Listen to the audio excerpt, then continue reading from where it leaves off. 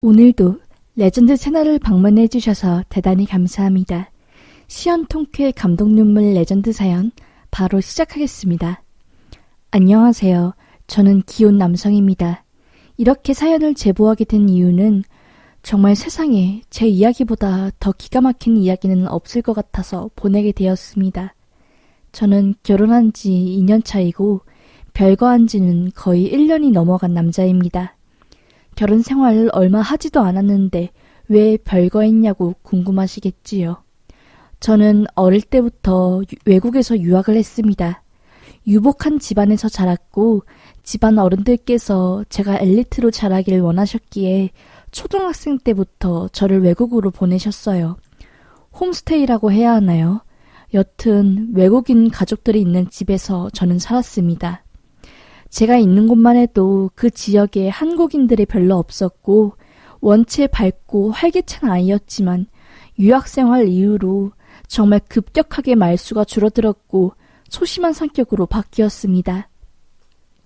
집안 어른들이 바람대로 공부와 언어 실력은 늘었지만 제 인생은 암흑 그 자체였어요. 동양인이라는 이유 하나만으로 가만히 있는데 맞아야 하고 공부 잘한다면 너드 같다고 하며 오히려 비아냥대고 어떻게 버틴지는 모르겠는데 대학까지 외국에서 버티었습니다. 대학에 와서 다양한 인종들과 동양인들을 만나며 공감대를 형성했고 조금씩 외로움을 달랠 수 있었어요. 그러다 저도 모르게 그간 받았던 심리적 압박이 심해져서인지 갑자기 학교에서 중간 시험을 보고 난 뒤 기숙사로 가는데 숨이 안 쉬어지는 겁니다. 정말 죽을 것만 같고 머리가 팽글팽글 돌며 아무리 숨을 깊게 쉬어도 숨이 안 쉬어지길래 그 자리에서 기절해버렸어요. 눈 떴을 때는 병원이었습니다. 병원에서 모든 검사를 받아보았지만 정확한 병명은 나오지 않았어요. 정말 이대로 이 나라에 계속 살다가는 죽어버릴 것 같았기에 모든 걸 포기하고 가족들에게도 정말 죽어버릴 것 같다고 설화한 뒤 한국에 와버렸습니다. 잘 다니던 대학도 자퇴해버리고 창창했던 미래도 던지고 다시 한국에 들어온 거였기에 저로서는 극심한 불안감에 떨 수밖에 없었어요.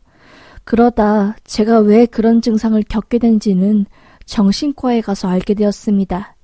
지금은 연예인분들이 많이 앓고 계셔서 굉장히 유명해진 병인데 공황장애라는 병이 있었습니다. 저도 인식하지 못하는 순간순간 계속 유학생활을 하면서 제가 스트레스를 받았고 그게 몸에 축적되어 공황장애까지 나타난 거였다고 하더라고요. 저는 그렇게 모든 걸 포기하고 약과 운동을 병행하며 치료에만 매진했어요. 그러다 만난 사람이 지금 제 아내였습니다. 그때는 제가 사람 만나는 것을 최대한 자제하고 인터넷 커뮤니티에서 외로움을 달랬어요. 저와 비슷한 질환이 있는 사람들이 모인 카페에서 활동하고 사람들과 이야기를 하면서 버텼지요. 그때 저와 같은 질환을 앓고 있는 사람들이 조심스럽게 정모를 가지게 되었는데 그때 와이프를 만나게 되었습니다. 그 정모 이후로 저와 와이프는 연락처를 주고받게 되었고 서로 힘들 때 전화를 한다거나 정말 인생을 포기하고 싶을 때 서로에게 의지하면서 버티었어요. 그렇게 저희는 자연스럽게 연인 관계가 되었고 사랑의 힘 덕분인지 공황장애 증상도 정말 전보다 확실히 좋아지면서 저는 숨통이 트인 기분이었습니다. 이 여자 아니면 내 인생이 정말 끝날 것 같다. 의미가 없다는 생각이 지속해서 들었고 꼭 이 여자를 잡고 싶었어요. 그때 당시 여자친구도 저와 평생 함께하기를 원했고요. 직업도 학교도 다니지 않는 저였지만 부자 부모님 덕분에 여자친구에게 아낌없이 베풀 수 있었고 부족함 없이 사랑해줄 수 있었습니다. 하지만 전 그거에서 만족하지 못했고 여자친구와 결혼을 하고 싶었어요. 처음이자 마지막으로 부모님에게 제 목소리를 냈습니다. 결혼하고 싶다면서요. 울면서 엉엉 울면서 그렇게 말했지요. 부모님이 좋아하실 리가 있나요? 된다고 허락하시겠어요? 헛소리하지 말고 공부해서 아빠 가업 물려받을 생각이나 하라며 또 저를 꼭두각시로 만들려고 하셨죠. 아, 참고로 저희 엄마는 제가 기억도 안 났을 때 돌아가셔서 고모들이 저를 키우다시피 해주셨습니다. 이 글에서 지칭하는 부모님도 아버지 플러스 고모들입니다. 여튼 저는 그때 무슨 생각인지 모르겠지만 부모님 앞에서 죽는다고 쇼하고 난리를 쳤습니다.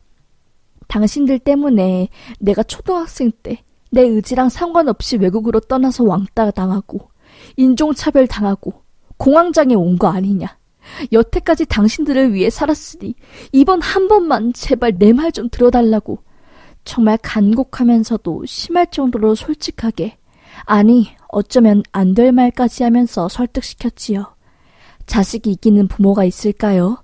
그렇게 아버지와 고모들은 결혼을 허락했고 저와 아내는 꿈만 같은 결혼을 진행하게 되었습니다. 그런데 그 생활은 채 1년도 가지 못했습니다. 정신적으로 매우 쇠약해져 있는 상태에서 만난 여자였기에 그 여자가 어떤 사람이고 어떤 일을 하는지 제대로 객관적으로 생각하지도 못한 채 감정적으로 판단한 거였습니다. 그 여자는 제가 유학생 출신이고 금수저 집안이었기에 저희 돈을 보고 접근한 거였습니다. 와이프는 과거 유흥가, 술집에서 일한 경력이 있고 학교 다닌 것부터 시작해서 현재 미용시술 관련 일을 한다는 것까지 모든 것이 거짓말이었던 겁니다. 애초에 와이프는 고등학교 중퇴한 상태였고 대학교를 나왔다는 것도 거짓말이었으며 미용시술 일을 한다는 것조차 저에게 공사를 치기 위한 거짓말이었던 겁니다. 저와 결혼한 이후 와이프는 저 몰래 다른 남자를 만나고 있었고 그 남자가 와이프의 뒤통수를 치고 저에게 모든 실체를 알려준 거였지요. 너무 충격받고 힘들고 정말 분노가 치솟았지만 그녀 덕분에 제가 숨통을 트이고 살 수 있었던 것은 사실이기에 차마 이혼을 한다는 것은 상상이 안 되더라고요. 하지만 도저히 얼굴 보고 살 자신이 없었기에 별거에 들어갔습니다. 와이프와 별거에 들어간 후에 엎친 데 덮친 격으로 아버지께서 건강에 큰 이상이 생겨 쓰러지신 겁니다.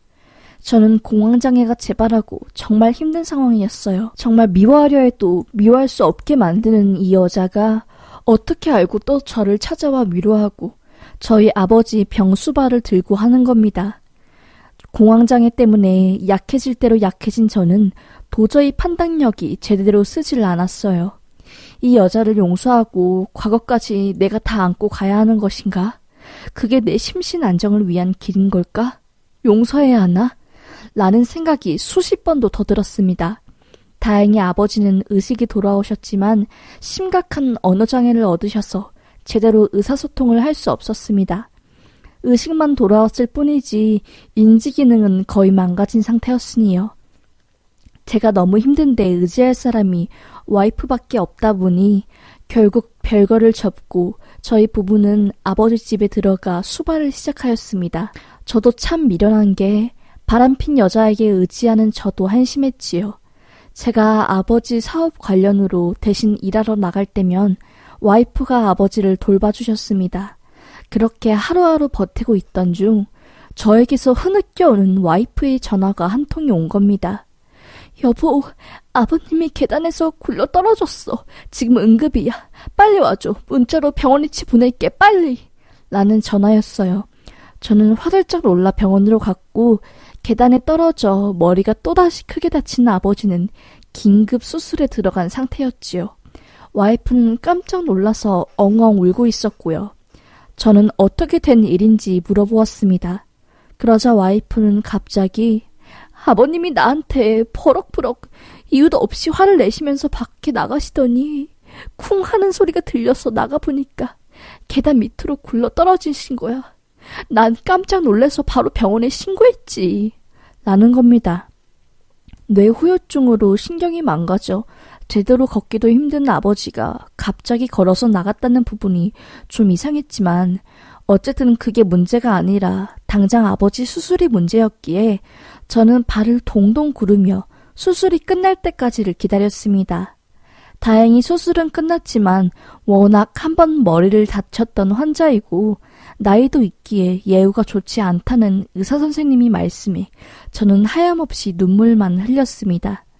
눈도 못 뜨고 삐삐 소리만 들려오는 기계를 온몸에 단 채 겨우 호흡하시는 아버지의 모습을 보니 눈물밖에 안 나왔습니다. 그러다 기적적으로 아버지가 눈을 뜨시고 조금씩 회복하시게 되었어요. 그런데 와이프 얼굴을 본 아버지께서 거품을 물면서 경계를 일으키는 겁니다. 저는 왜 그러냐고, 무슨 일이냐고 물었지만 회복이 제대로 안 되어 의사소통이 안 되는 아버지께서는 그저 하는 신음소리와 함께 경기만이 일으킬 뿐이었지요. 와이프는 옆에서 어머, 아버님 왜 그러세요? 며느리 보니까 좋아서 그러시는 거예요? 그래도 흥분하시면 안 되세요. 하고 있었고요. 저는 그때였을까요? 이상한 낌새를 눈치채고 잠깐 와이프에게 밖에서 음료를 사오라고 시킨 뒤 아버지에게 물어보기 시작했습니다. 아버지, 눈 깜빡하실 수 있으시죠?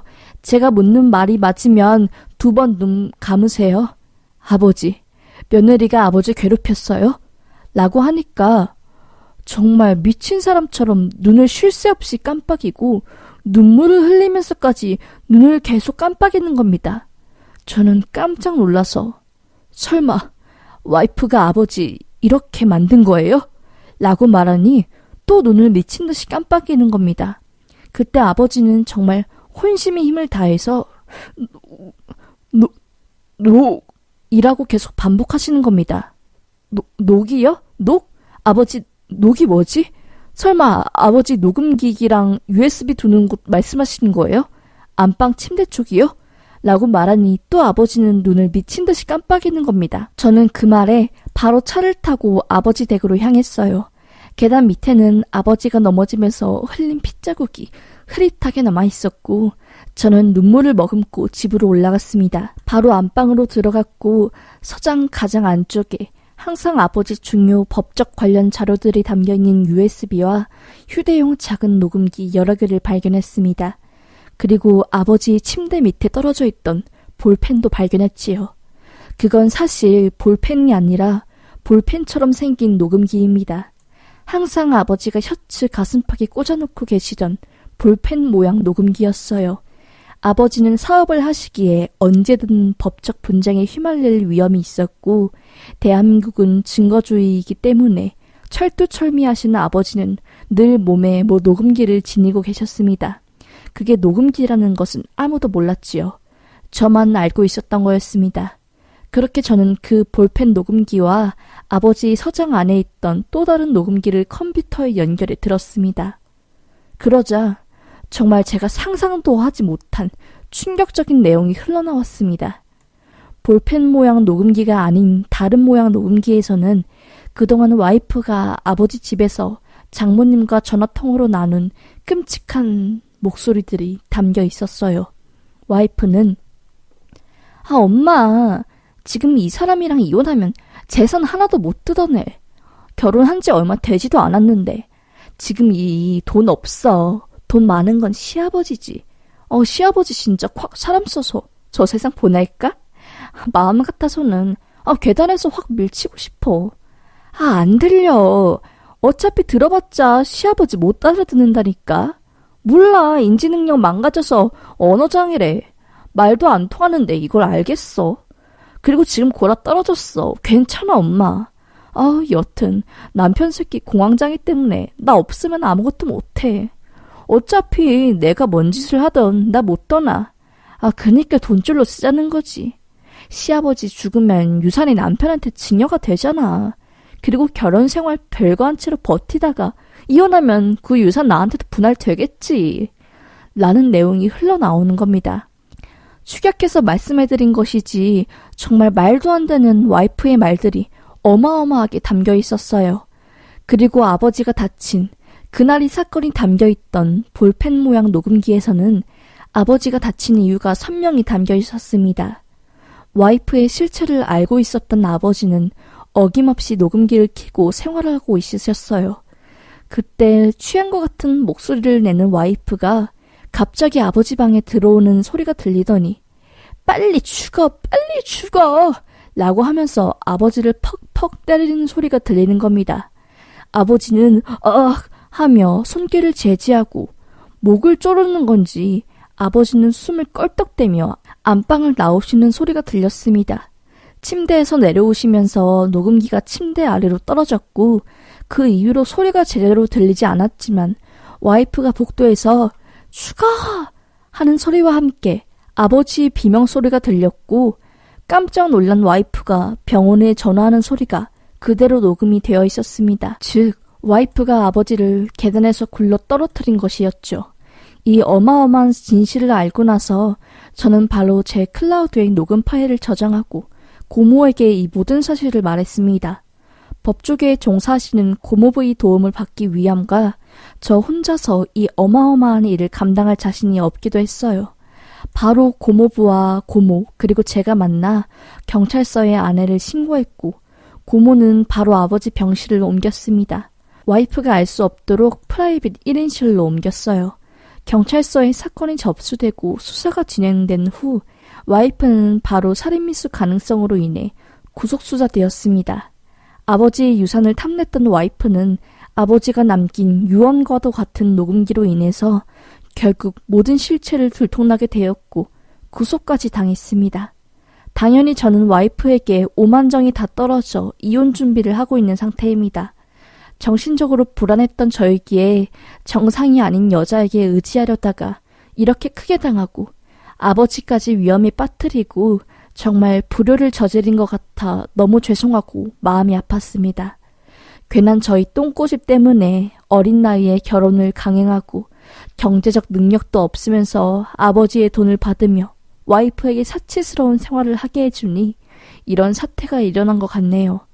저는 지금 저희 지난날을 뼈저리게 반성하며 정신과뿐만 아니라 심리상담도 병행하며 현재 공황장애와 저희 트라우마를 극복하고 있습니다. 어쩌면 저를 유학 보낸 아버지와 고모도 다 제가 잘 되라고 한 것이었기에 그 또한 누구도 원망하면 안 되었겠지요. 정말 아버지는 이 모든 사실을 예견하고 필사적으로 모든 걸 녹음하려고 했던 것일 수도 있겠다는 생각이 들었습니다. 만약 정말 와이프로 인해서 정말 아버지가 하늘나라에 떠나게 된다면 이 녹음기가 아버지의 유일한 유언이 될 수 있었기 때문이었지요. 다행히 아버지는 천만다행으로 살아나셨고 지금은 조금씩 회복 중이에요. 대단하신 언어치료사 분과 함께 언어치료도 병행하고 조금씩 의사소통도 좋아지고 있습니다. 정말 세상에서 가장 무서운 게 사람인 것 같습니다. 이제는 그 누구도 믿지 못할 것 같네요. 사람보다 더 무서운 건 없는 것 같습니다. 그럼 제 이야기 들어주셔서 감사합니다.